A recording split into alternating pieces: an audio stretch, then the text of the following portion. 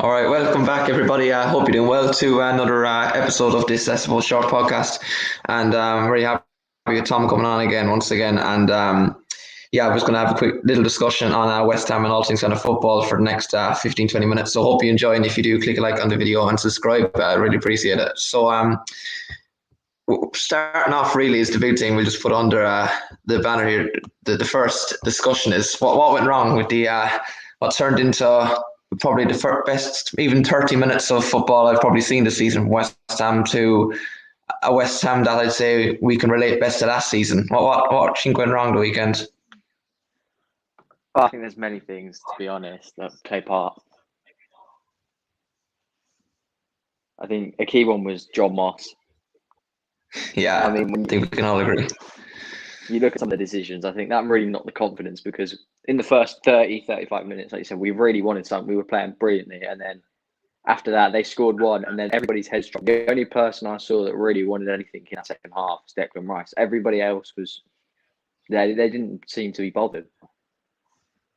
No, I thought the same. I thought the second goal, I know Arsenal fans were complaining about it, saying that why was he just taking it so quick and like that, and it was similar to the goal with Bowen, which again I don't think how was Arsenal getting a free kick for that? Fair enough if he wasn't, and he did something wrong, but I was just confused how Arsenal got the free kick from it. But Yeah, there was nothing wrong with it. Nothing wrong with our second goal. We took it. Arsenal just were caught off guard. It was a free kick, and it was a poor finish, but we were lucky the way it went in. And then we kind of looked clean sailing. And then I think the big one really was going to halftime 3-1. If we're going in 3-0, it's a different game. But Arsenal, could have scored another goal or two before halftime as well. Saka 1-1, and they were just all over us until I'd say the 70th minute, really.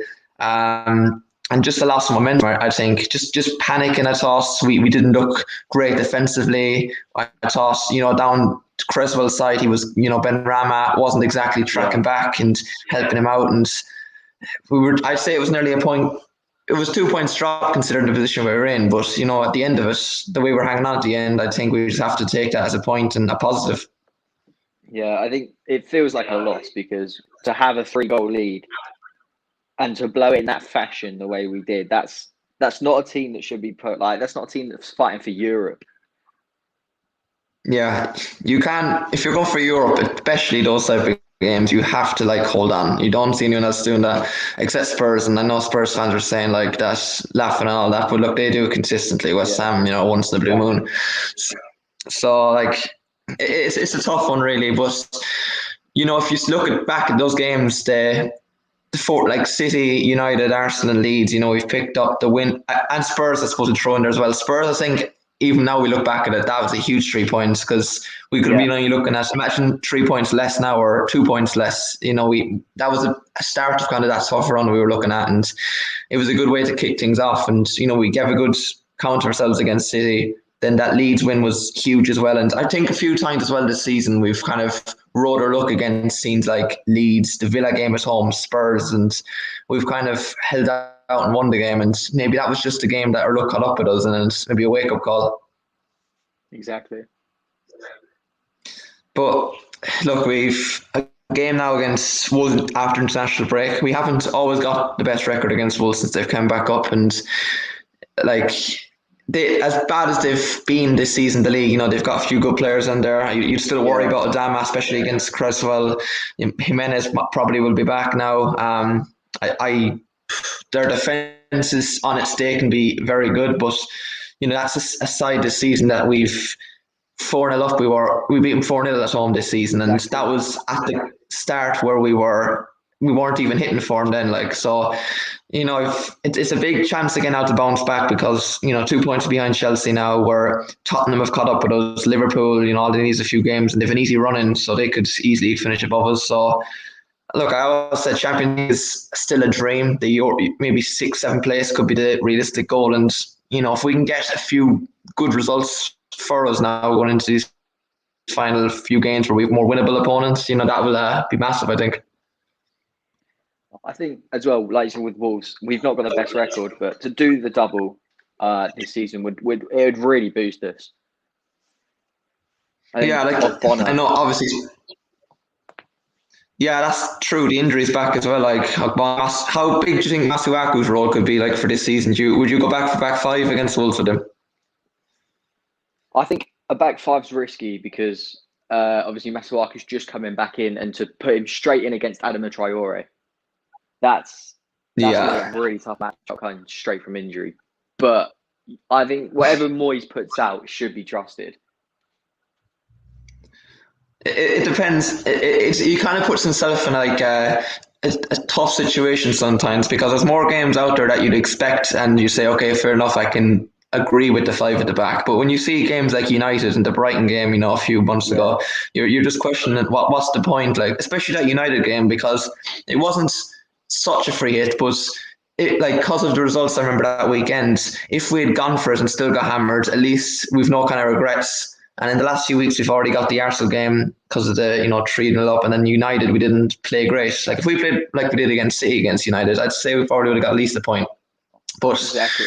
look, we'll leave that to the end of the season to look back on. Now we just have to keep going and see what happens. But yeah, about Masuaku, I think throwing him in against Wolves would be maybe bring him on. Even he could play left mid if we were stuck towards the end of the game. We'll see how things are going. But I stick with that back four. I think we need to be as attacking as we can. We see the best out of Lingard going forward in that number 10. Fornals hopefully be back because we appreciate him so much now. That's how good he is Yeah, he's been a defensively, big and miss. yeah, you really notice it. Like, and on the pitch, even you just that smile and just the vibe in that team. You really do love him. Like, but it just shows the squad depth as well. I think how massively it is needed to be improved on. And I saw earlier as well. Come on to that point actually. It was like I think it's every different day we see some new striker, which is typical. But who's your like number one target for a striker this summer?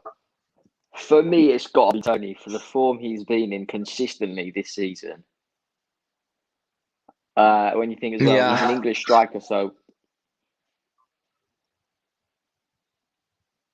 it kind of suits, and I think he would kind of suit Moyes. Like for I know it's championship, but he's going to break a record. I think this season for Brentford, and yeah, already he was in for that. So even that step up from League One to Championship isn't as big, but it's still a big step up.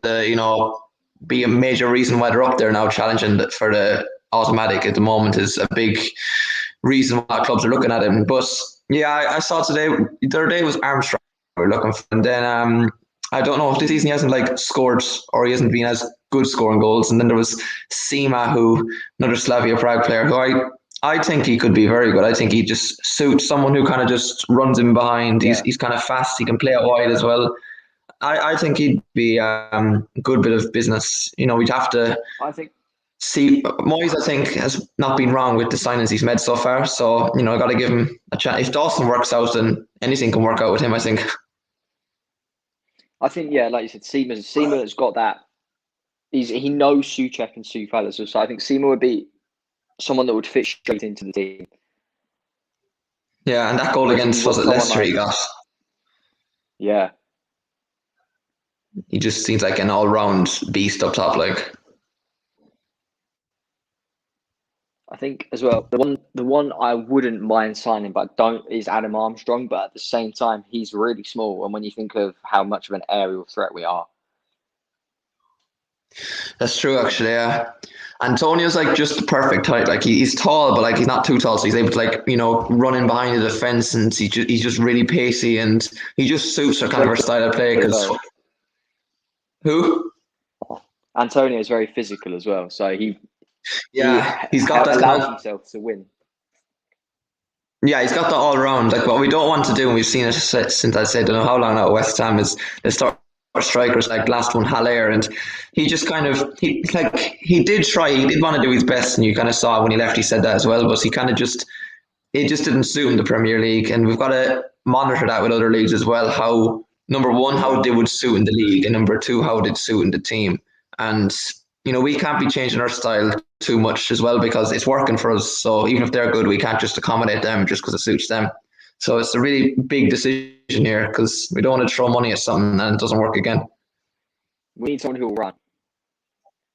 Yeah, just run the channels, and would you sign as well a player to replace Antonio, or would you just maybe have it off the bench? How would you do? Or maybe both? I think if we do sign a striker, I think eventually they're going to be a replacement for Antonio.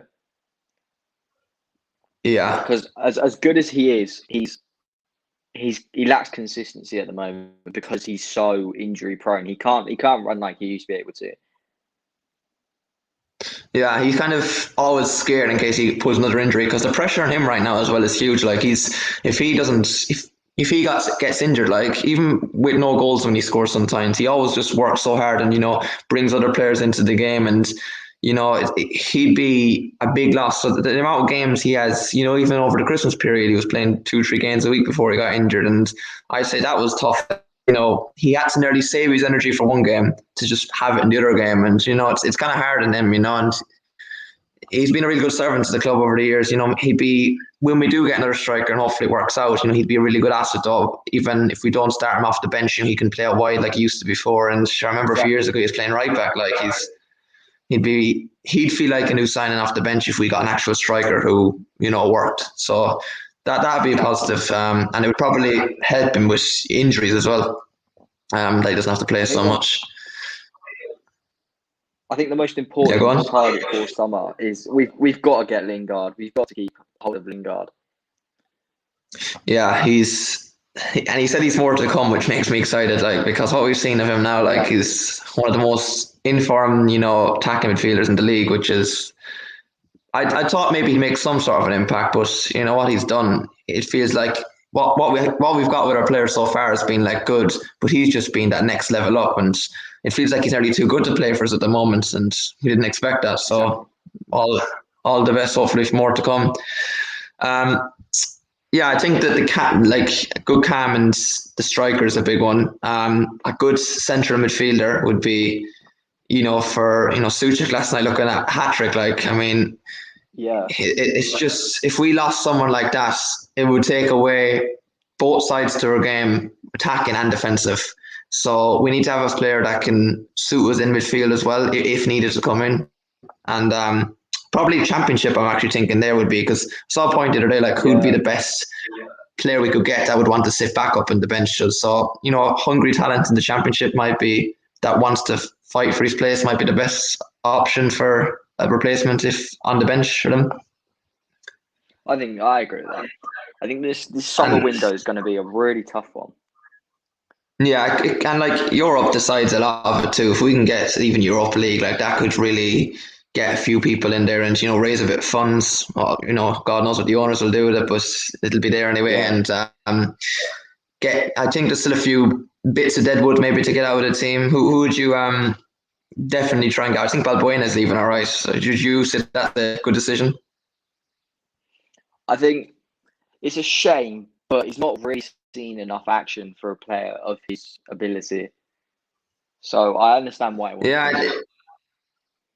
Yeah, I could see he's still decent enough to get like game time every week in another club, but as good as he is, like, and he's been for us, I feel like he's just not the level we want. Like we've got Ogbonna who's good, and we've got Dawson who's really good at the moment, but we could still sign that top tier centre back. I feel like that could really be irreplaceable. Like we just even for the future, which would be a target in the summer. But look, at least this season, a defense hasn't actually been a worry that we've had. Amount of goals we've shipped in previous seasons, and it's just trying to consistency up front this season. And if Lingard fires us to Europe, then that might be one of the biggest January transfer windows we've ever had in our lives. So, hopefully, get Europe, and then that'll be our foundation, and then that can attract players from there. So that's really big. One final really thing here before I suppose we leave this here. Internationals this week, and I know it's a bit more from away to West Ham point, but I mean I'm from Ireland myself, and tough defeat last night. But previewing the England game tonight, what you want for Southgate? What you not want to see in that lineup?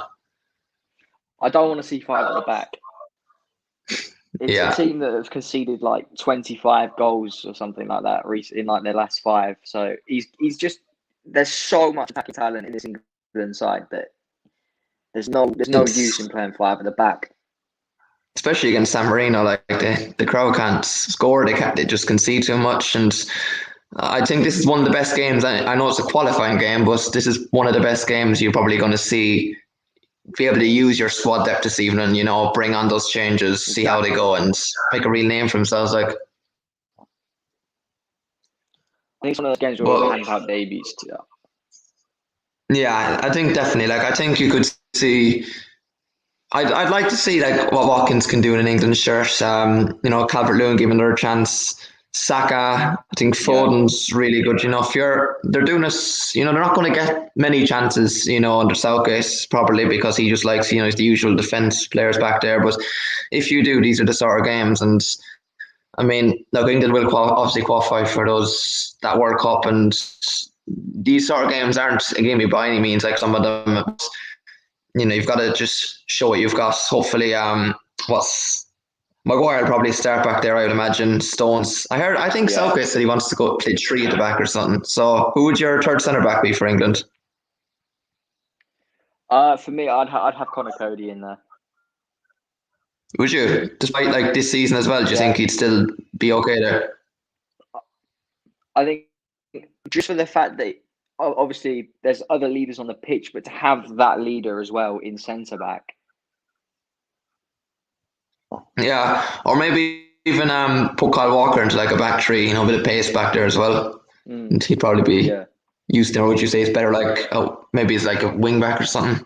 But like as a back three, I suppose you're kind of it's a bit more attacking. If you got those players, maybe like Chilwell or Shaw, and then the other side and playing the other side, no Trent now. Who does he bring in right back? Trippier, wasn't it, and someone else? James. So they could really give something else to England they haven't had in years. So we'll see how that goes anyway, and hopefully we get see Rice and Lingard starting the midfield, a bit like watching West Ham. It will. yeah. But yeah, that'll be a good game. Steve, what were your predictions for that? I'm saying 4-5-0. Yeah, I'm going to go 4. It could be a cricket score, but once, as you said, once you don't see Southgate playing a defensive system, then again against them, I think it'd be one of those embarrassing setups of all time. But hopefully, it'll be a good game anyway. I'll watch it, and hopefully we get a few. Hopefully Rice. Hopefully the big team international Yeah, as well as before we go. Like the injuries is that hopefully we don't get any injured players. Especially with bringing Masuaku and Ogbonna back now. The last thing we need just to get like a Rice or Suchek injured or something like that. But yeah, hopefully exactly, I think the international break was at the right time as well because exactly. we're doing like good, but after the Arsenal game, we needed kind of just a refresh, and there've been good spirits after it. So hopefully, Yeah, we're getting closer back to the Premier League anyway, and hopefully we get a good round of international games. But yeah, thanks for coming on anyway, Tom, and appreciate it. yeah. Thanks for having me. No worries, man. All right.